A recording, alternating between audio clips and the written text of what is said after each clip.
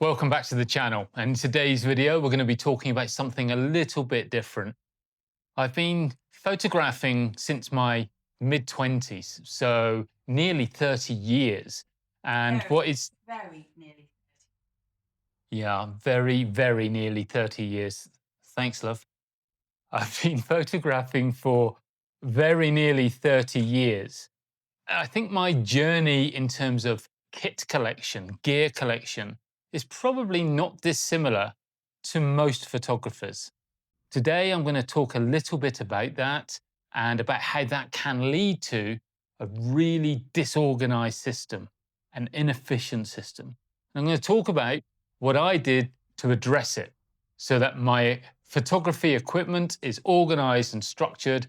And it means that when I want to go and shoot, I can go and shoot at a moment's notice. Let's get into it. As I say, I don't think my journey was terribly different to most photographers. And after dabbling with a few point and shoots, my first serious camera was a Nikon D90 SLR. And I still have it today, along with the kit lens that came with it all those years ago. But it's not long until I wanted a better, bigger lens and ended up with an 18-105, along with the batteries and the charger and those normal peripherals. Before long, 18-105 wasn't enough, and I got another lens, and then another lens. Now I still have all of these today, and this particular lens, the 70-200, is probably my favorite lens of all time, and I still use it today. Must be 15 years old by now, but I love it. And with that lens, I got into wildlife photography a little and wanted the extra battery power, so got the battery grip. And eventually, of course, you've got to upgrade the body. Now, I upgraded to a Nikon D7000, which I've since got rid of. So this is my next upgrade, which was the Nikon D850. You can see this body has been through the wars a little, but it remains my favorite body for wildlife photography. And I got the lens to go with it, the 150-600 Sigma contemporary lens. And I still use that lens today. I then needed a second body, and there was only one real contender, and that's another Nikon D850. And another lens, and another lens, and of course another lens. There is a well-known formula for how many lenses you need, and that is X plus 1, where X equals the number of lenses you currently own, until you move to the Big Daddy, in this case the Nikon 600mm f4 prime. This is the old G version. It weighs a ton, or very near to a ton, but it is a stunningly beautiful lens, and I still use it today.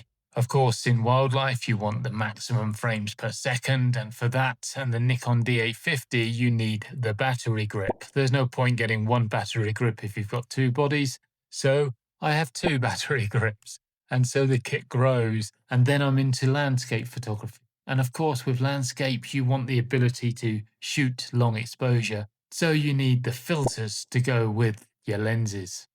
And back to wildlife. You need the extra length. 600 mils isn't enough. So you need a 1.4 teleconverter. No, that's not enough. You need the 1.7 teleconverter.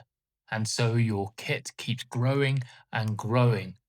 And then once you've finished with your stills photography, I want to be able to take some footage in the field and above the field and then back in the field again. And I want to record sound. And the kit keeps growing with L brackets. And then, of course, batteries and more batteries and more batteries. There's batteries everywhere. And don't even start on the cables. Everything has its own cable. And before long, you're in a spaghetti of cables. And then, of course, there's the bags, the small bag, the bigger bag, the drone bag, the travel bag, the hiking bag, the bag to carry your bits and pieces, and your cool bag.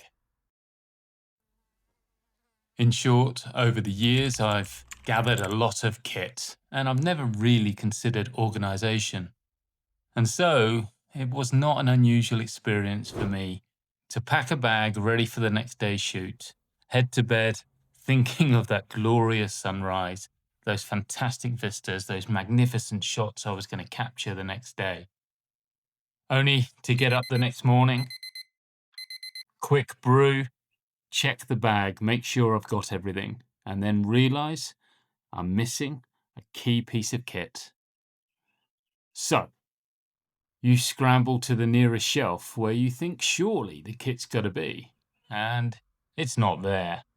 There's one place for sure that it won't be, and that's with your drone recording equipment. So you search your other bags. You scour the house, upstairs and downstairs, in drawers, the travel bag that you haven't used for months. And then you end up searching in places that are just ridiculous.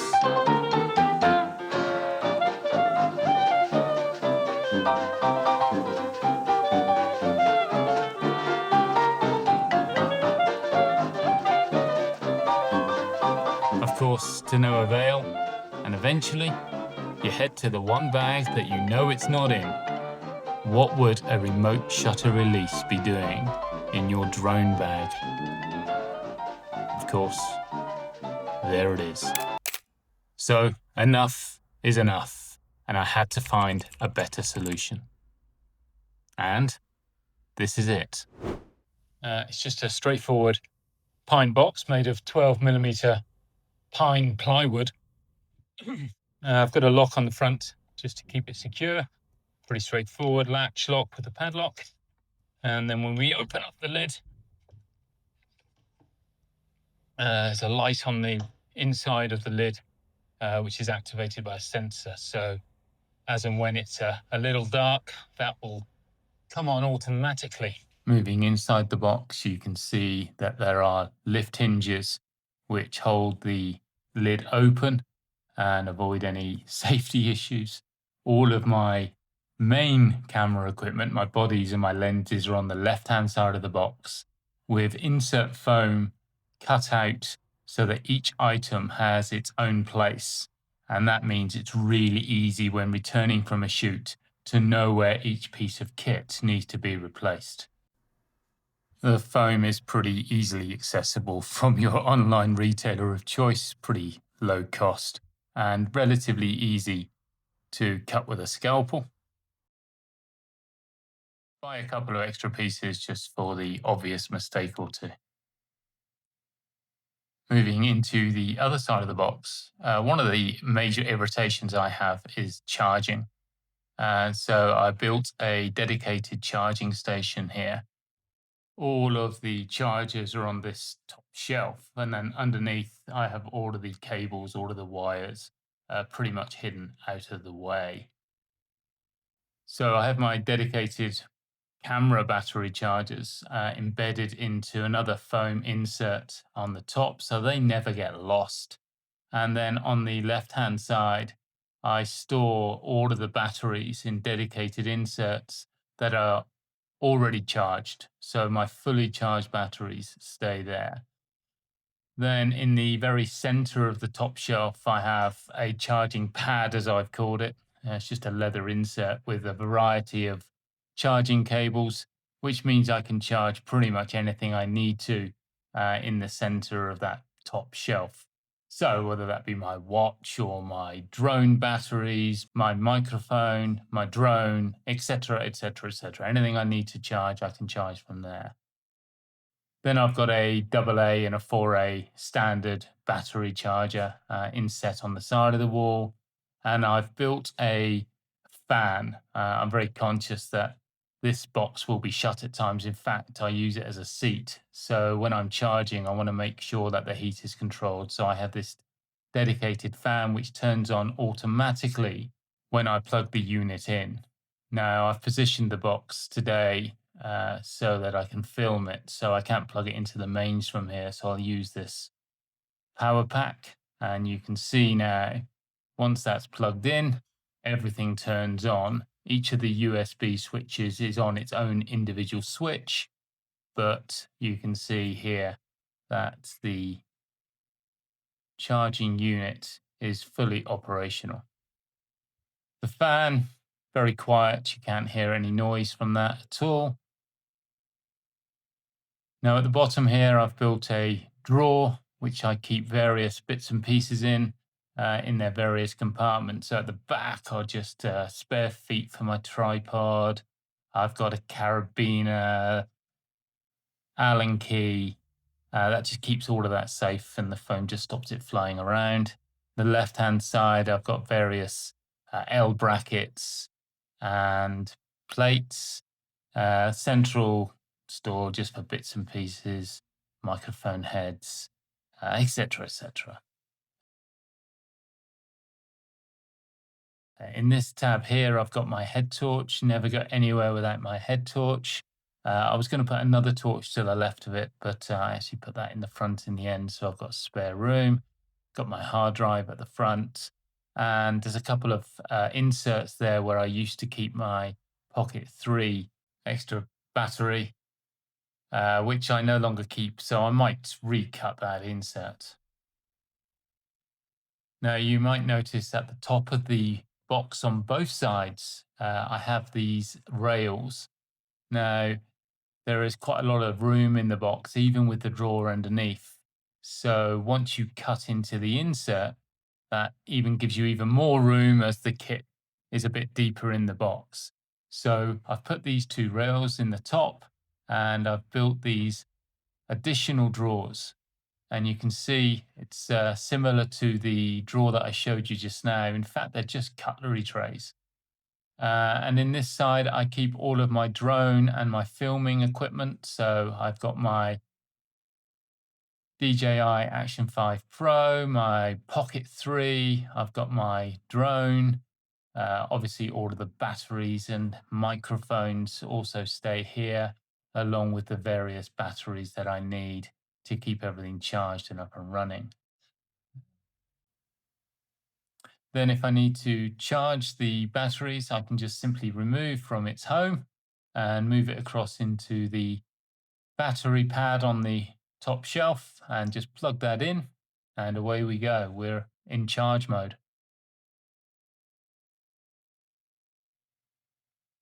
Then on the right hand side, have another tray to go across these two batons.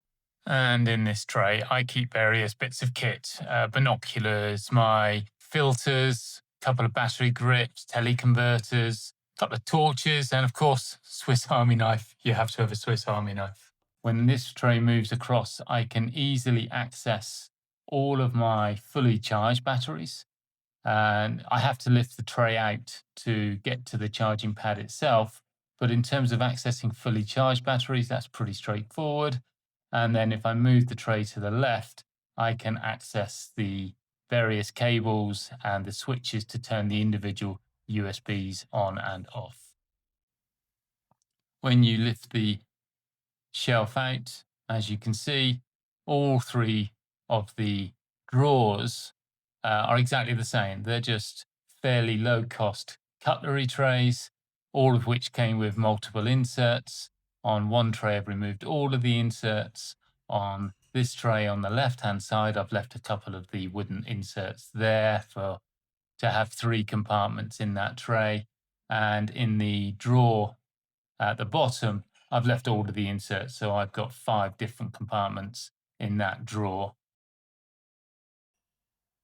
That bottom drawer is obviously on drawer runners. The top drawers or shelves, whichever you prefer, are rolling on the batons, which are simply attached with wood glue and a few screws. Then in the ends of the drawers or shelves, I've attached these simple dowels and used this plastic white plumbing tube to act as rollers, which works pretty smoothly from one side to the next. And with that rolling motion from one side of that left-hand compartment to the other, what that means is that wherever my kit is, whichever piece of kit I'm looking to get to, I can access it without having to remove that upper shelf from the box. I can just slide it one way or the other. Gives me full access to all of my gear. Now, when I want to shoot packing ready for that particular day's photography is really, really straightforward. I know where every piece of kit is, and having the items at hand without having to search for anything just makes life so much easier.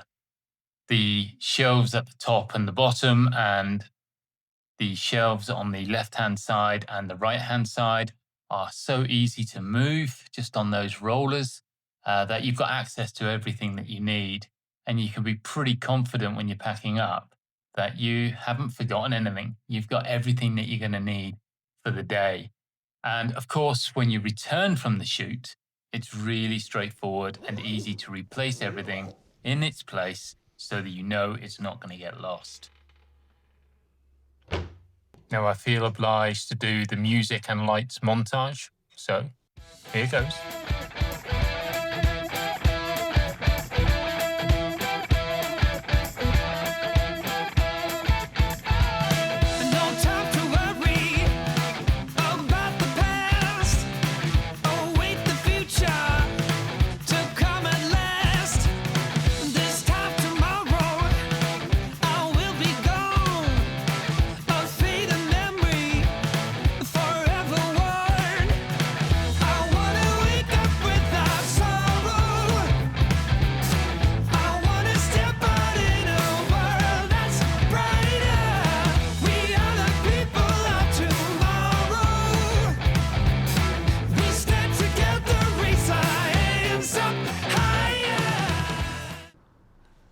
So, as you can see, it's a pretty straightforward construction. Fundamentally, it's a box made of relatively cheap 12mm plywood, a few pocket screws, some wood glue, and then some inlay foam, which you can easily cut out with a scalpel to put your photography equipment in its own place, so you know exactly where it is at any one time.